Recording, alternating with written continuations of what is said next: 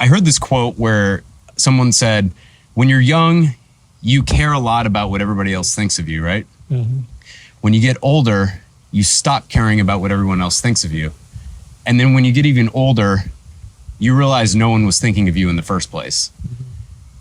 And buried in that quote is an interesting paradigm shift and a different way of thinking as you get older and as time goes by.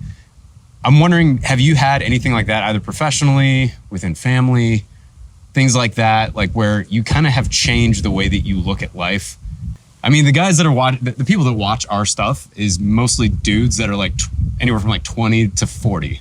So I feel like that's a really cool piece of information that I care about. And those are things that wisdom that I try to seek out. Does that make sense? Yeah. So yeah, thoughts? I wish that, and you bring up a good point that, you know, a lot of people that are listening in 20s and the 40s, and sometimes when you're 60, I'm 60 some years old, you wish, boy, if I could go back and talk to 30-some-year-old David, this is what I would tell him. Right. So you asked the question, is there a point in life where you decide, hey, you're not going to worry about what everybody thinks of you all the time? Yeah. It's not that you don't care. I'm not just going to let everybody's opinion drive my emotions and what direction I go. And for me, when I was lucky enough to have a decent career in the federal government. Right. And I went up in management. And where it really dawned on me, you can put in all this time and do all this work, but when you're gone, do people ever remember everything you did? And what I found out on a number of different positions that I took, I went several years ago, I went and managed Grand Coulee Dam. Right. So one of the largest dams in the U.S., right? And my position was called Power Manager. That's probably one of the coolest titles I ever had, Power Manager. I thought that was pretty cool. But anyhow. It is pretty cool.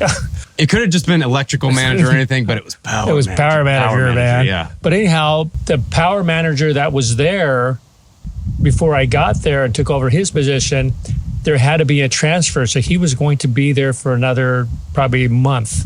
Yeah. Guy was a good worker, really good. People really loved him. But then I came in. And what I saw is this guy put years in, you know, at the dam, building relationship and with the people. And the minute I got there, all the attention was on me. Interesting. And they kind of, not being mean, but they kind of pushed him aside. Like box him out, Yeah, pushed him aside. And I was now the focus. And I realized at that time, it's like, this guy put all this time, real good guy, treated people really well. People really liked him, but it was that fast. Yeah. It was that fast when they started to dismiss him, and I became the focus. So what do you do with that information relative to like even family life or how you feel about your work or the things that you put your efforts into? Did that change how you viewed everything? It did.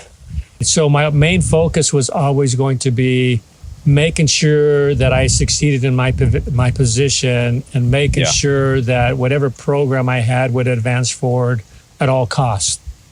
What changed for me is, you know, that's not going to leave the impact, because I can put in all that time and I can make decisions without emotions, not caring about people. We're cutting costs. We're more efficient in what we do. People aren't going to remember that stuff. So what changed for me is my approach was now, and I've told you this before, because I used to do a lot of overtime. Right. And I tell you, hey, you're where you work at, they're not going to remember all the overtime you did. But you know who is? Your family. My kids. Yeah, exactly. Yeah. Your kids are. And I realized that, my family is the one that's going to be impacted by all the overtime. And then I used to take all these classes on how you treat people at work. Yeah. But then at home, I had a short fuse. And I would argue with your mom, and then you kids would get on my nerve. Yeah. And then I thought, wait a second, this is backwards. You know, it's interesting that you mentioned that, because I remember not to put you on blast or anything, that you did have a shorter fuse when we were younger. Yeah. And then, I mean, when I was that age, I didn't really know what was actually happening behind the scenes or behind closed doors. But I did notice a change, you know, like there was a change in the dynamic at home for the better. And it wasn't like immediate. It was kind of gradual, but I do remember kind of around like the 10 years old age, something like that. Things started to change, you know, and over time it was just a completely different dynamic at home. I'm glad you guys noticed it. And I think for people that are out there listening, you spend all this time and all this effort to be cordial and polite with people at work, and you take training. Yeah. And then you go home and you don't practice any of it. And I realized, wait a second, the most important people in my life is my family. Yeah. I should be treating them like this first. Yeah. Then come to work. And then that's where I kind of changed things, because that was the way that I was supposed to treat our family.